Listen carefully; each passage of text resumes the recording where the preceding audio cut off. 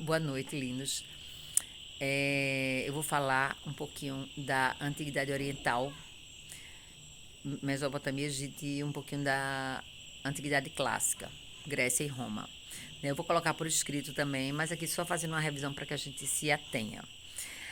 Da Antiguidade Oriental, a gente viu as primeiras civilizações, né, depois dos povos nômades que se estabeleceram ao longo dos rios, né, os mesopotâmicos e os egípcios. Né, os mesopotâmicos no rio Tigre e Éufrates e o pessoal do Egito no Nilo. Né. A Mesopotâmia se introduz com primeira cidade-estado, começa a se organizar, mas de uma forma muito pontual, não é? Uma organização é, é, da polis, né? Mas não com aquele conceito, mas já tentando criar uma estrutura organizada para isso. Então, perceberam que a margem do rio era fértil, fizeram um calendário da agricultura, né? Percebiam quando era enchente, quando era período de plantar, período de colher, período de inundação, né? Houve uma estruturação dentro disso. Né? Vários povos que ocuparam a Mesopotâmia, uns dominaram e foram dominando uns aos outros, e alguns avanços, como os pilares, como os arcos, né, já começam a surgir com a introdução da matemática ali pela Mesopotâmia. Né. Os zigurates, né, aquela estrutura grande que era para enaltecer os deuses, né, as entidades mitológicas, né? Também essa coisa sabe, lá em cima do zigurate, aquele trapézio, né? Essa coisa de se aproximar do divino, lá em cima tinha uma câmara de ouro para tentar chegar perto de Deus. O zigurate tinha essa função. E aí já tinha estelas, né? As primeiras manifestações da escrita cuneiforme, e as estelas, as esculturas, né? Tudo enaltecendo. E a arquitetura enaltecendo também já estruturas de poder, né? Já fixando aquela ideia de poder, de organização de poder. Em contrapartida, no Egito, coisas muito semelhantes também. Povos tomaram conta, hebreus, gregos, um monte de gente tomou conta lá no Egito. E os grupos eram separados em nomos, eu acho que é esse o nome mesmo, assim, foi bem novo para mim isso.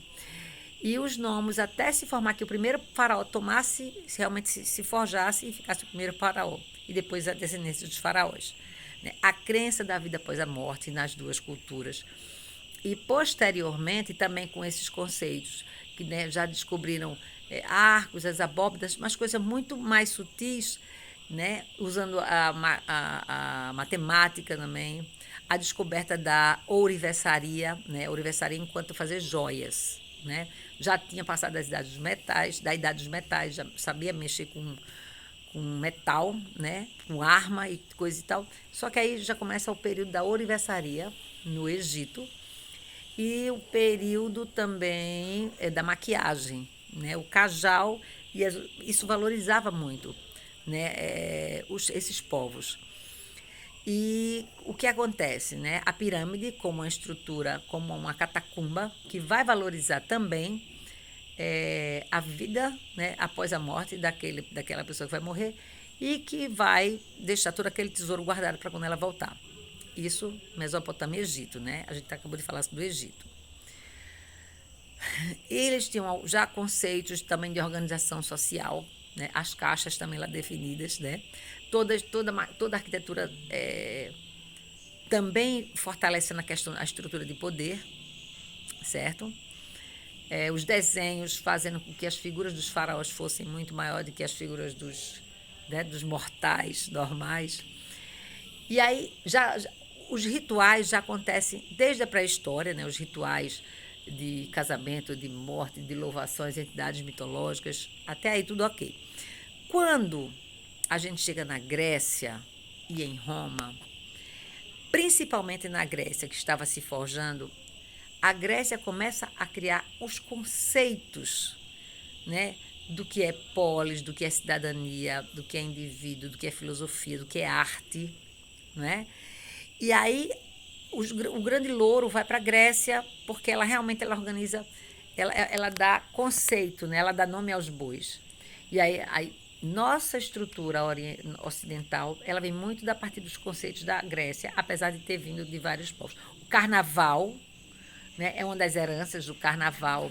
A nossa estética, a nossa estética de beleza, o nosso padrão de beleza vem da Grécia, né, e de todas essas outras coisas que antecedem a Grécia, né.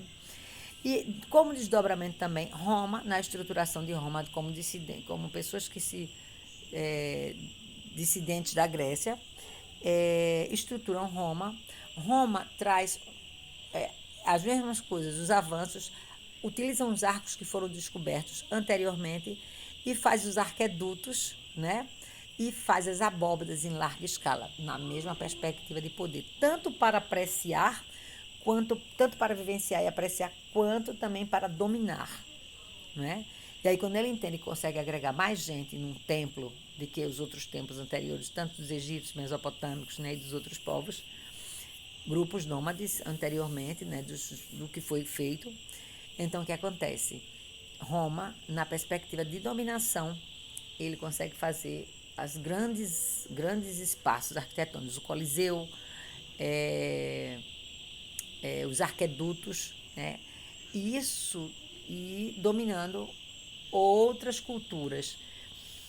E aí você vai ver uma escultura, a escultura grega muito mais serena, a arte grega muito mais equilibrada, né, que é o nosso eixo, e a arte romana muito mais dramática, porque eles eram muito mais passionais nessa representação.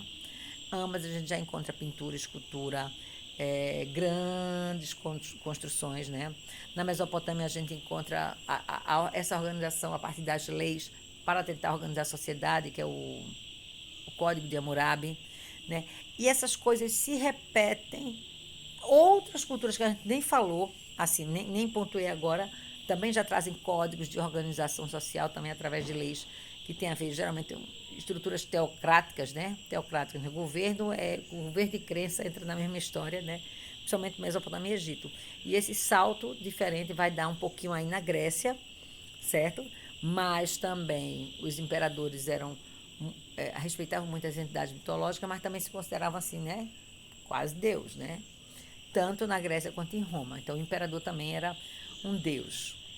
Né? Até eu comparei dizendo assim, quando Jesus vem com a proposta de que essa força não está na força material, então Jesus era um subversivo. Né? Se você olhar assim, porque a ameaça de Jesus não era a guerra, não era a força, não era o campo, não era a arma, era filosoficamente o que é que era uma força diferente. Né? Então, toda a arquitetura, né, e que a gente herda até hoje nas nossas estruturas aqui no Recife Antigo, onde a gente está, o Palácio da Justiça da Gente, o Campo das Princesas, todo cheio dessas intervenções greco-romanas aqui no nosso bairro, onde a gente tem a escola na cidade. Né? Então, essa coisa está muito arraigada, não só em valores estéticos, morais e estruturais, mas também rodeado da nossa arquitetura. Ok, eu vou colocar isso é, na parte escrita. Né? Então, nós temos uma herança disso. Dentro da arte, os nossos valores assim, são muito conscientes e inconscientes arraigados disso. Até os nossos valores estéticos. Ok, beijo.